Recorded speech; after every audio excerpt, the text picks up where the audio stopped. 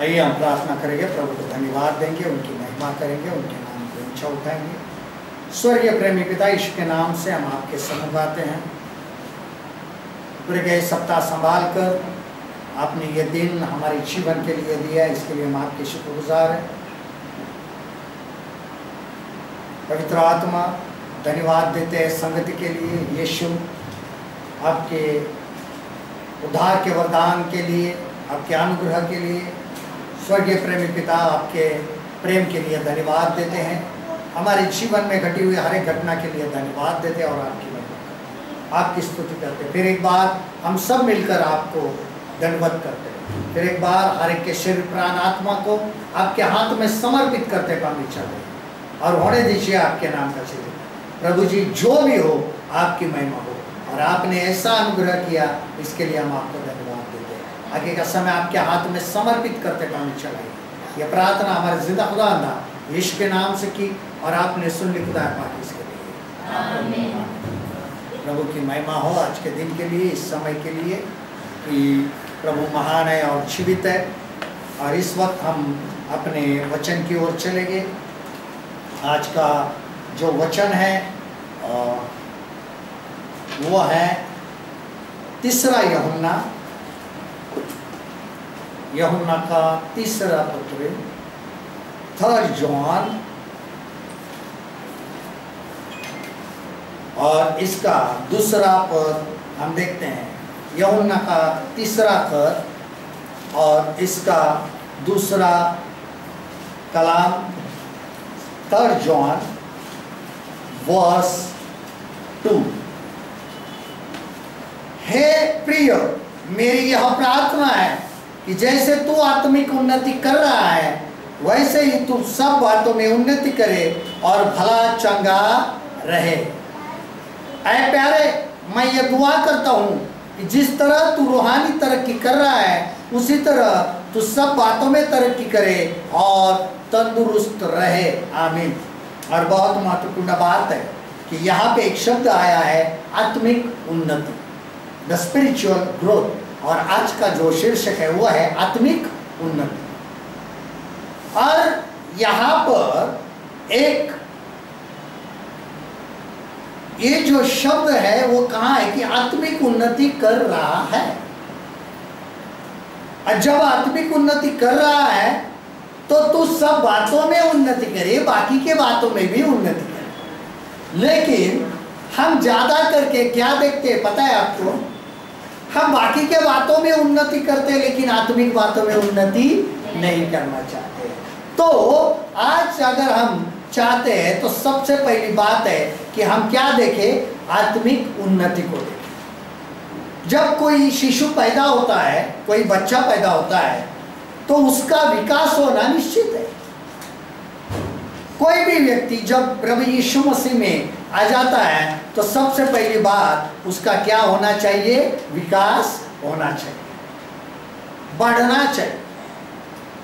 किसी भी बच्चे के विकसित होने में 7 बातें होती हैं। कितनी बातें? 7 बातें होती हैं। और वो बहुत क्या होती है? आवश्यक बातें हैं, जिसको हम कभी कभी अंग्रेजी में मेडिकल इसमें क्या कहते हैं? माइलस्टोन कहते हैं। बच्चों के अंदर सब वो होना जरूरी है। यही बातें आत्मिक विकास में भी लागू है। और उसके अंदर सबसे महत्वपूर्ण बात जो है वो है सांस लेना, टेकिंग ब्रेथ। उन्नति होने के लिए हमें जिंदा रहना जरूरी है। और जिंदा रहने के लिए किसकी जरूरी है? सांस की जरूरी है, टेकिंग ब्रेथ। जब प्रारंभिक कलीसिया का जन्म हुआ तो उसने सांस लेना जारी रखा। सांस लेना क्या है? देखिए प्रेरितों के काम 2 अध्याय और 42 पद।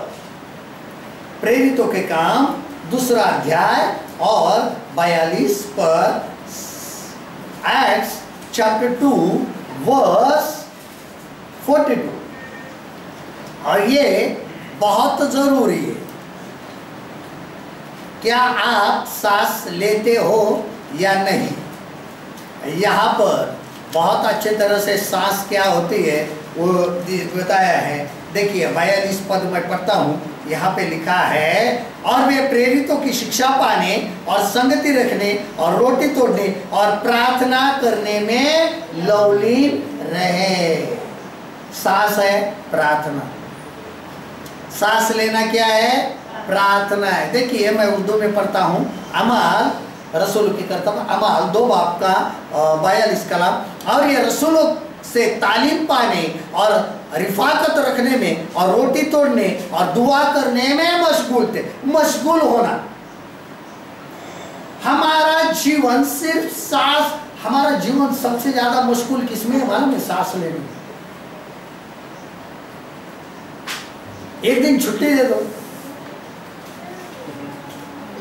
एक दिन क्या मैं बोलता हूं सिर्फ 2 मिनट के लिए, अगर आपका नाक और फेफड़ा कहेगा मुझे सिर्फ 2 मिनट की छुट्टी दे दो, मैं बहुत थक गया हूं, सांस ले ले,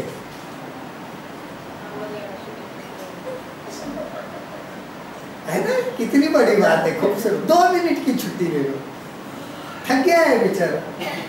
फेफड़ा भी अपना फंक्शन कर करके यार सांस ले लेके बहुत थक गया। वही एक ऐसी चीज है कि सोने के बाद भी थकती नहीं, रोकती नहीं है, चालू रहती। तो जब हम अपने आप को आत्मिक उन्नति की ओर लेके जाते हैं तो सांस लेना जारी रखते या बंद करते?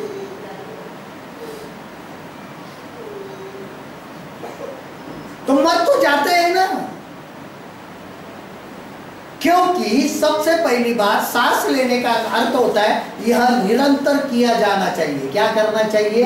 निरंतर किया जाना चाहिए। इसके लिए यहाँ पे लिखा है 1 थिस्सलुनीकियों 5 अध्याय का 17 पद।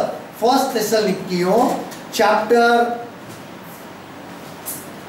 5 वर्स 17, 1 थिस्सलुनीकियों का खत 5 बाब का 17 का, निरंतर प्रार्थना में लगे रहो। निरंतर, निरंतर किस में लगे रहो? प्रार्थना में। किस में लगे रहो? प्रार्थना में। 1 थिस्सलुनीकियों 5 बाब का 17 कलाम।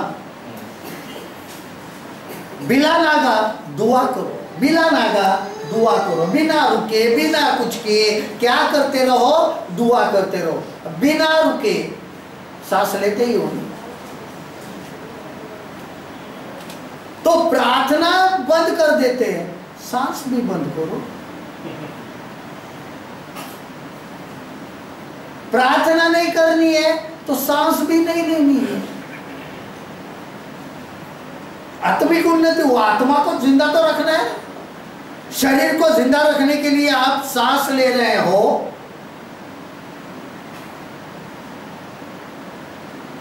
हम लोग पैसा कमाते, बहुत सारे लोग पैसा कमाते हैं, पैसे के पीछे भागते हैं, लेकिन क्या पैसा आपकी सांस को कंट्रोल कर सकता है?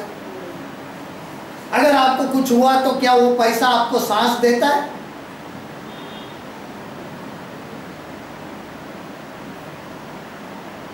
पिछले लॉकडाउन में बहुत तब लोगों को पता चला सांस कितनी महत्वपूर्ण है, जब ऑटो की सिलेंडर लगे, ऑक्सीजन के सिलेंडर जब ब्लैक में मिल रहे थे, लाख रुपए देने के बाद भी नहीं मिल रहा था भाई।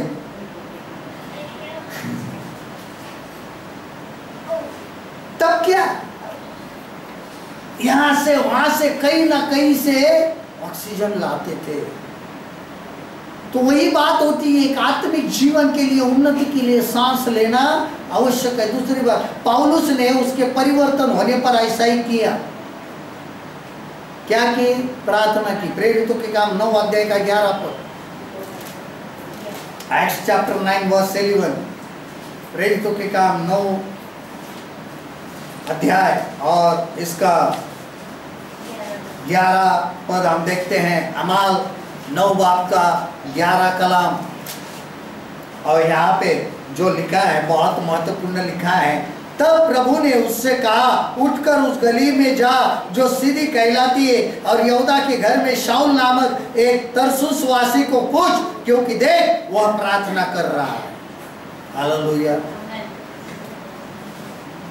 खुदावन ने उससे कहा, उठ उस कूचे में जा जो सीधा कहलाता है, और यहूदा के घर में शाऊल नामक तरसी जो पूछ ले, क्योंकि देख वो दुआ कर रहा है।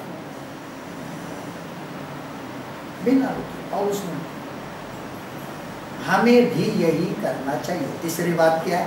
पहली बात निरंतर करना है। पौलुस ने भी किया, तो हमें एक उदाहरण के तौर पर, पौलुस इतना होने के बाद भी वो दुआ करता था ना। पौलुस को छोड़ यीशु मसीह, हम तो यीशु मसीह के भी बाप बन गए, प्रार्थना करने की जरूरत ही नहीं है। हाँ तो बाप भी बनेंगे ना भाई, जब हमें प्रार्थना की जरूरत नहीं है, प्रार्थना ही नहीं करनी है, तो यीशु के भी बाप हो गए ना। वो तो रोज जाके प्रार्थना करता था। बाइबल में लिखा है कि वो आंसू बहा बहा कर, ऊपर जाने के बाद भी मध्यस्थी की दुआ कर रहा है। लेकिन हम वो है, प्रभु रखने का तो रख जिंदा, प्रार्थना नहीं करेंगे। ब्लैकमेल उसको ही करते हैं बेचारे। मुझे कभी कभी मनुष्य पर, विश्वासियों पर दया नहीं आती, मेरे को प्रभु यीशु पर दया आती है। मरा क्यों बेचारा, है ना? हम तो कितना फायदा उठा रहे और ऐसे जीवन जीते जैसे कि हम विश्वास रखते हैं तो कर करते हैं उसे। विश्वास रखता हूं ना, चर्च जाता हूं ना, प्रभु बोलता है भाई आ जा। क्या करेगा अभी वो बेचारा, क्योंकि उसकी इच्छा नहीं ना किसी का नाश हो। कलीसियों 4:2 में क्या कहता है? देखो, कोलोसियन चैप्टर 4:2, कलीसियों 4:2, कलीसियों 4 का दूसरा क्या कहता है? प्रार्थना में लगे रहो और धन्यवाद के साथ उसमें जागरूक रहो। सिर्फ प्रार्थना मत करो, उसमें धन्यवाद देकर क्या रहो? जागरूक रहो। कुलसियों 4:2 पर हम देखते हैं, देखिए, दुआ करने में मशगूल और शुक्रगुजारी के साथ उसमें बेदार। धन्यवाद भी दो। धन्यवाद कब दो? जो दुआ की है और वो मुझे मिला है, इसके लिए धन्यवाद दो। कठिन नहीं, हम मिलने के बाद धन्यवाद देते हैं। यहाँ पे ये नहीं, दुआ के साथ में ही धन्यवाद दो। ये पहली बात है कि हमें क्या लेनी है? सांस लेनी है, आत्मिक उन्नति करनी है, आत्मा में और बढ़ना है तो क्या करनी है? दुआ करनी है, प्रार्थना करना है। टेकिंग ब्रेथ, प्रार्थना क्या है? मनुष्य की सांस। नंबर 2, पोषण, न्यूट्रिशन, भरण पोषण की जरूरत है। नए जन्मे विश्वासी वचन के पोषण में बढ़ते गए। किसमें? वचन। परमेश्वर का वचन क्या है? भोजन। देखिए यिर्मयाह 15 अध्याय और 16 पर, यिर्मयाह चैप्टर 15 वर्स 16, यिर्मयाह 15 अध्याय का 16 पर, यिर्मयाह 15 बाब का 16 कलाम। देखिए, जब तेरे वचन मेरे पास पहुंचे तब मैंने उन्हें मानो खा लिया, और तेरे वचन मेरे मन के हर्ष और आनंद का कारण हुए, क्योंकि ऐ सेनाओं के परमेश्वर यहोवा, मैं तेरा कहलाता हूँ। आमीन। कितने लोग परमेश्वर के कहलाते हैं? कितने लोग परमेश्वर के कहलाते हैं? यिर्मयाह 15 बाब का 16 कलाम। यहाँ पे लिखा है, तेरा कलाम मिला और मैंने उसे नोश किया। नोश करना यानी नोश किया, और तेरी बातों में मेरी दिल की खुशी और खुर्रमी थी, क्योंकि ऐ खुदावन रब्बुल अफ़वाज, मैं तेरे नाम से कहलाता हूँ। हम किसके नाम से पहचान जाते हो? हम किसके कहलाते हैं? उनके। और जब उनके कहलाते हैं तो उनके कहलाने के लिए हमारा काम क्या है? भोजन करना। लेकिन कौन सा? त्वचा। शरीर के लिए कितना वक्त चाहिए भोजन? सुबह ब्रश करते ही नहीं तो है कुछ, चाय के साथ है, नाश्ता है, नाश्ता होने के बाद भी कुछ ना कुछ चालू रहता, उसके बाद दोपहर का भोजन, लंच।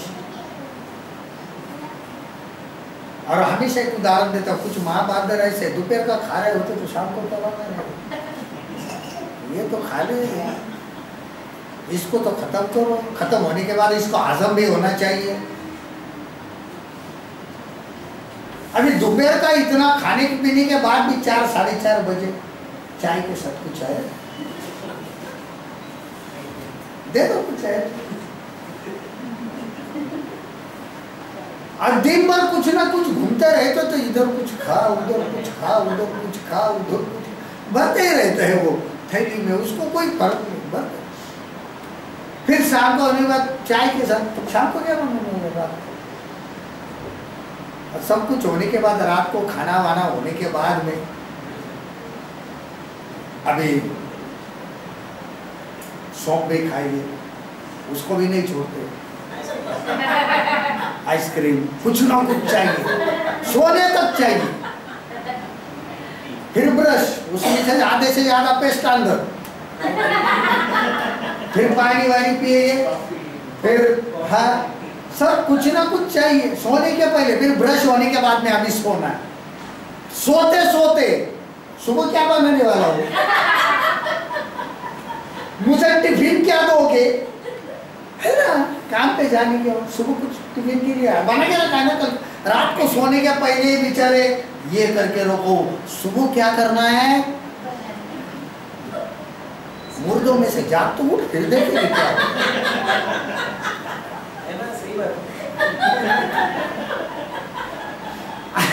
नींद में ऊपर चला जाए तो सोने जा रहा है, फिर भी कल के खाने की फिक्र है।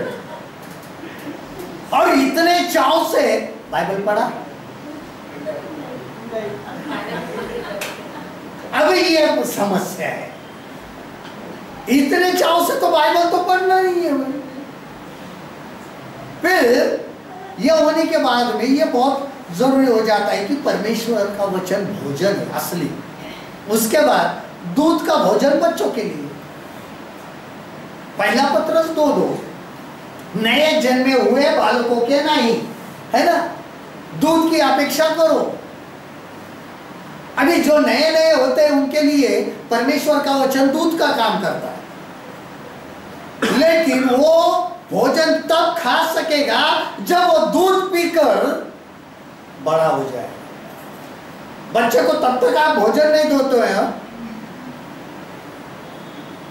हार्ड फूड जिसको कहा जाता है तब तक नहीं देते जब तक दूध के द्वारा वो मजबूत नहीं होता है, वो बढ़ता नहीं है। आधे से ज्यादा लोग कब्र में जाने को आए फिर भी अभी तक दूध ही पी रहे, हाँ? अभी तक दूध नहीं, अभी तक मुझे चंगाई चाहिए, मुझे ये चाहिए।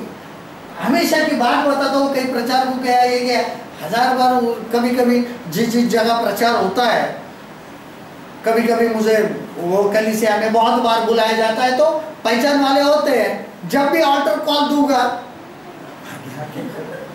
जब भी ऑल्टर कॉल दूंगा आगे आके खड़े वही लोग। गारंटी नहीं है कि तुम्हारा उद्धार हुआ है यीशु मसीह को, हालांकि बपतिस्मा ले चुके हैं। अभी एक कलीसिया में कितने साल से, 8-8, 10-10 साल से, तो अभी क्या होना चाहिए? पौलुस कहता है अभी तक तो तुम शिक्षक होना चाहिए, भोजन करना चाहिए। हम अभी तक क्या पी रहे हैं? वो भी बोतल से।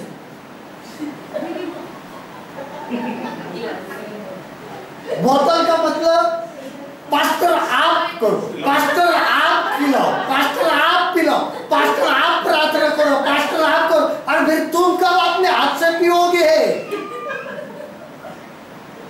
पास्टर अपना दूध की बोतल धोता है, निप्पल लगाता है, पिलाता है, ले भाई ये वचन, ले भाई ये वचन, पी भाई ये वचन।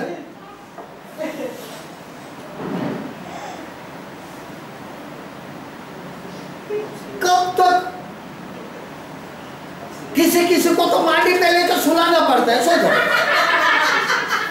इतने साल हो गए, कुछ करो। हम कुछ नहीं करेंगे, तुम करो। अभी क्या करूं भाई, माटी दे दो, सो जा।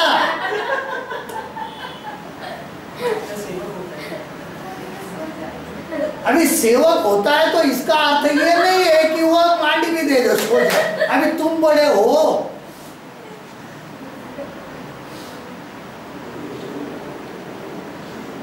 बच्चों के जैसे। अभी तो हो गए, अभी बहुत, फिर भी मान लेते, सोचा अभी क्या करें। उसके बाद ठोस आहार परिपक्व लोगों के लिए। ठोस आहार परिपक्व, जो पहले मैंने बताया, देखिए इब्रानियों की पत्री 5 अध्याय का 14 पद, हिब्रू चैप्टर 5 वर्स 40। इब्रानियों का खत, इसका 5 बाब का 14 कलाम हम देखते हैं।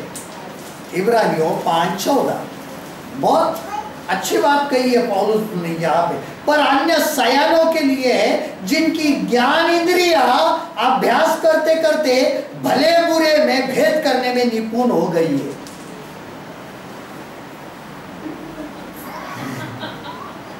सयाना वो होता है भले और बुरे में क्या करता है, भेद करता है। अभी तक हम वही भेद को समझ नहीं पा रहे, भला क्या है और बुरा क्या है। हम क्या कर रहे हैं, आज भी बुराई कर रहे हैं। खाना खाने का मतलब ये होता है ना, अभी तो सयानी हो गई है। अभी उर्दू में पढ़ता हूँ, अच्छा लिखा होगा, उर्दू के वर्ड जो होते हैं कभी कभी वो हिंदी नहीं समझ में आता है, किसी किसी को उर्दू समझ में आता है। अच्छी बात है, उर्दू समझ में आता है उतना भी समझ गए काफ़ी। और सख्त गिजापुरी उम्र वालों के लिए होती है, जिनके हवास काम करते करते नेको बंद में इम्तियाज के लिए तेज हो गए। नहीं, हिंदी ठीक है ना, हिंदी नहीं समझ में आ रहा है, उर्दू कहाँ से आएगा। हमारी जिंदगी में क्या है, ठोस आहार यानी कंप्लीट फूड, हार्ड फूड, जिसको हम दूसरे शब्द में कहेंगे मटन खाना, है ना। अभी आप नए जन्मे हुए बच्चों को खिलाओगे क्या? नहीं। तो कभी कभी वचन के द्वारा जब दर्द होता है ना कलीसिया में लोगों को, तब समझ जाना ये अभी तक दूध ही पी रहा है भाई, ये हजम करने के लायक नहीं। क्या पास्टर ऐसा कहते हो? अगर आप मसीह कहलाते हो तो मैं हमेशा कहता हूं आपके ऊपर तकलीफ आने वाली है, आपको तकलीफें सहन करनी पड़ी। तो इसका अर्थ है आपको दूध ही चाहिए, बॉटल।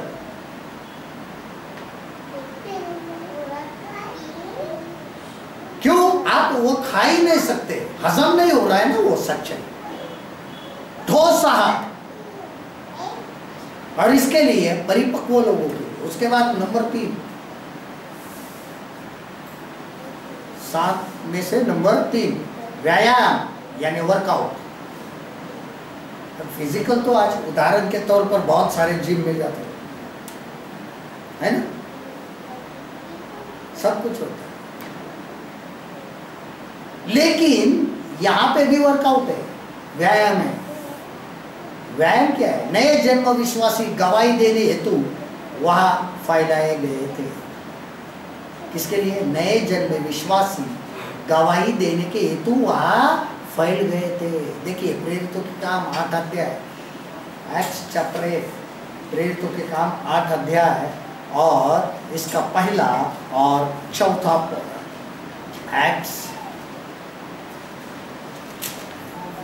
Chapter 8 verse 1 and 4। अमाल 8 बाब का पहला और चौथा कलम। उसी दिन यरूशलेम की कलीसिया पर बड़ा उपद्रव प्रारंभ हुआ और प्रेरितों को छोड़ सब के सब यहूदिया और सामरिया देशों में तितर बितर हो गए और उस नगर में बड़ा आनंद छा गया। उसी दिन उस कलीसिया पर जो यरूशलेम में थी बड़ा जुल्म बरपा हुआ और रसूलों के सिवा सब लोग यहूदिया और समरिया के अतराफों में परगंदा हो गए। 8वां पद, और उस शहर में बड़ी खुशी हुई और जहां जहां गए हमारे गवाही की वजह से। वर्कआउट क्या है मालूम है? एक्सरसाइज क्या है? गवाही देना। गवाही नहीं है, इसके लिए हमारा जो आत्मिक शरीर है वो अनफिट है।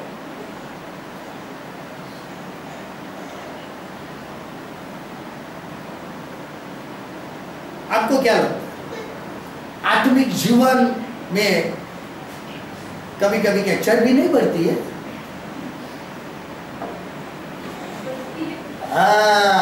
इसके लिए प्रभु कहते हैं कभी बहुत चर्बी हो गई मेरे को अभी पवित्र आत्मा की ज्यादा ही बात करने लगा है।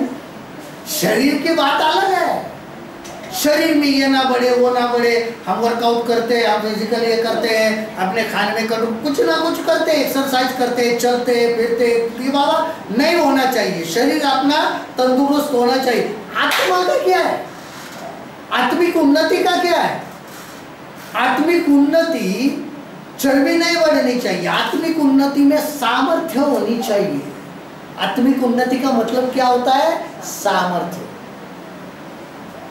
हम वर्कआउट करके जो बॉडी बिल्डर होते क्यों करते? कि उनके अंदर क्या होनी चाहिए? ताकत होनी चाहिए।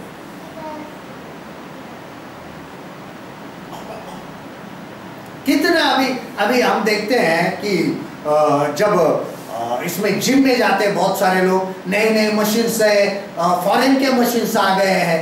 हमारे पास भी अलग अलग बाइबल है, स्टडी बाइबल है, स्टडी बुक है। करो एक्सरसाइज, अध्ययन तो करो, व्यायाम तो करो, गवाही तो दो। गवाही अलग अलग रीति से जब आप दोगे ना, तब आपके आत्मिक जीवन में क्या होती है? उन्नति होती है। गवाही हमारे जीवन में एक ही गवाही नहीं, बहुत सारी गवाही होती है। इसके लिए मैंने पहले कहा था, अपने गुनाहों को कबूल कर कर बातें करना भी एक किस्म की क्या है? गवाही होती है। इसके अंदर अगर हम देखते हैं, हमें गवाह होने के लिए बुलाया गया है। लूका 24:48, लूक 24:48, लूका 24:48, लूक 24:48।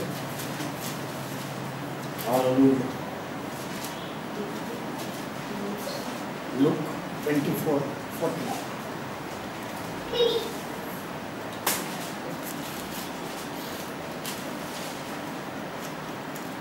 तुम इन बातों के गवाह हो। तुम इन बातों के गवाह हो। किस किस चीज के गवाह है अपने पास गवाही? उर्दू में लिखा है, तुम इन बातों के गवाह हो। हमें गवाह होने के लिए क्या किया है? बुलाया गया। Our call is for witnessing। क्या विटनेस है? हमारी गवाही क्या है? गवाही देते जाओ, देते जाओ, देते जाओ, देते जाओ, देते जाओ। आपके आत्मिक जीवन में क्या आने होगी? तंदुरुस्ती आती है। हम कभी कभी कहते हैं यार ये शरीर पूरा इधर से उधर शेप में होना चाहिए, चलो वर्कआउट करते हैं, रनिंग करते हैं। आत्मा को भी शेप चाहिए ना भाई। आजकल क्या हुआ है? बहुत आत्मिक बाता कर कोई शेप नहीं, शेपलेस हो गए आत्मिक जीवन में। क्यों मालूम है? क्योंकि उनको कोई अनुशासन ही नहीं, डिसिप्लिन ही नहीं है। शेप का मतलब होता है डिसिप्लिन।